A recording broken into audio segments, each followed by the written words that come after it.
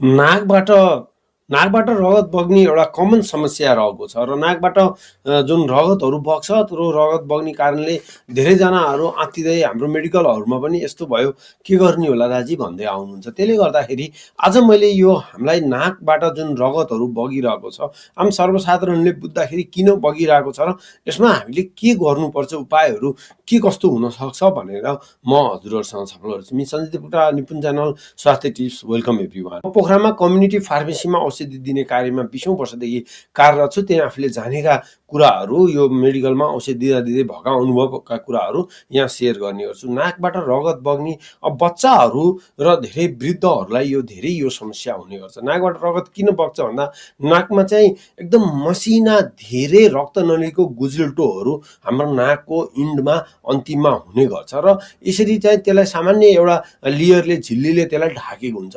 जुन रक्तनली छ त्यो रक्तनली घोचियो, त्यो रक्तनली फुट्यो भने धेरै रगत आउने गर्छ। यो रगत आउँदाखेरि कहिलेकाहीँ ढिक्का ढिक्का र कहिलेकाहीँ चाहिँ एकदमै तर्रै रगत झर्ने किसिमले यसरी चाहिँ हामीलाई नाकबाट रगत बग्ने गर्छ र यसरी रगत बगेपछि हामी झन् आत्तिन्छौँ, छटपटिन्छौँ होइन।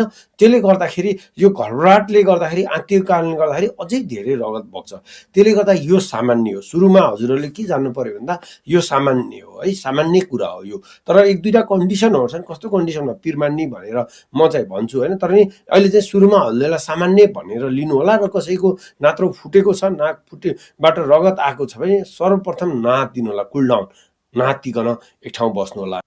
अब लागौँ यो के कारणले गर्दाखेरि सर्वप्रथम त हुनसक्छ। यो मैले भनिसकेँ। अब त्यहाँ रक्तनलीहरू हुन्छन्, त्यसले गर्दा हामीले धेरै कोट्टाइयो, नाक कोट्टाइरहने बानी हुन्छ नि त बच्चाहरूको अथवा ठुलै मान्छेहरूको पनि धेरै नाक कोट्टाइरहने बानी हुन्छ। त्यो धेरै नाक कोट्टाइरहँदाखेरि त्यहाँ घाउ भर्ने हुन्छ।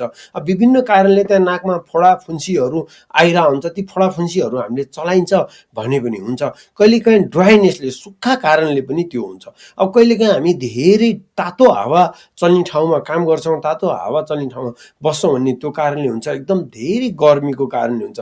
अनि नाक कान घाँटीका समस्याहरू, साइनोसाइटिस, लामो समयदेखि रुगाहरू लागेको छ हजुरहरूलाई होइन, सिगानहरू धेरै बगेको छ, ती कारणले गर्दा नि ती नाकमा जुन एलर्जीहरू भइरह हुन्छन् ती एलर्जीका कारणहरूले पनि भइरह हुन्छ। यी कारणहरू मोटामोटी मैले भने यी भनेका कमन कारणहरू हुन्, जो कमन कारण हुन्, जो सिम्पल कारणहरू हुन्, एकदम सामान्य कारण हो, आत्तिनु पर्दैन। अब योभन्दा माथि जस्तो कि हामीलाई चाहिँ चोटपटक लाग्यो होइन, कहिलेकाहीँ ठोकिन सक्छ।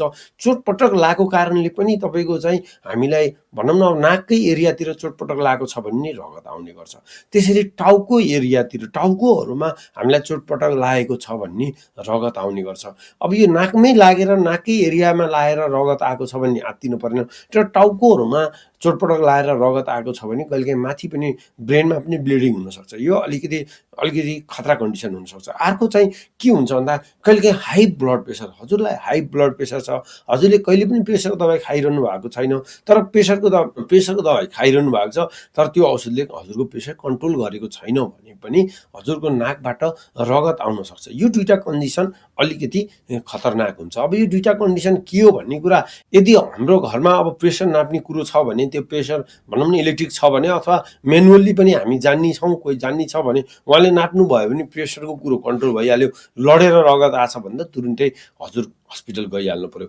यदि अब हामीले प्रेसर नाप्दाखेरि, यदि हामीले अब घरमा कोही जान्ने छौँ र हामीले प्रेसर नाप्दाखेरि प्रेसर हाई छ भने हामी तुरुन्तै अब प्रेसर कन्ट्रोलको लागि हस्पिटल जानु पर्यो है। र अब हुन्छ भने अब सामान्य त्यहाँ हजुरले चाहिँ सामान्य नर्मल डोजको खानु भएको छ भने अब हस्पिटलबाट अलिक टाढा हुनुहुन्छ र एकदमै अब 160, 70, 80 सम्मको प्रेसर छ, माथि चाहिँ 160, 70, 80 सम्म छ, दबाई खाइरहँदा नि तल 100, 120 जस्तो कन्डिसन छ भने साह्रै स्वास्थ्य कर्मीहरूबाट टाढा हुनुहुन्छ नि एउटा हजुरले खाएको प्रेसरको औषधि तुरुन्तै खान सक्नुहुन्छ, केही फरक पर्दैन है। यो चाहिँ प्राथमिक उपचारको लागि तपाईँको चाहिँ अलिकति भयो नि प्रेसर घटिहाल्छ र यो ब्लिडिङ रोकिन्छ। अब हामीले चाहिँ घरमा ती बाहेक अरू कारणहरूमा अब जस्तो कि हामीलाई ब्लिडिङहरू भइरहेको छ, नाकबाट धेरै रगतहरू बगेको छ भने थोरै कोल्टो परेर है, एकदम कोल्टो परेर यतिकै बस्दैन, थोरै कोल्टो परेर हामीले चाहिँ यो नाकलाई मजाले थुन्न सक्छौँ। यसरी चाहिँ हामीले नाकलाई मजाले होइन जोडले चाहिँ थुन्नु सक्छौँ र हामीले मुखबाट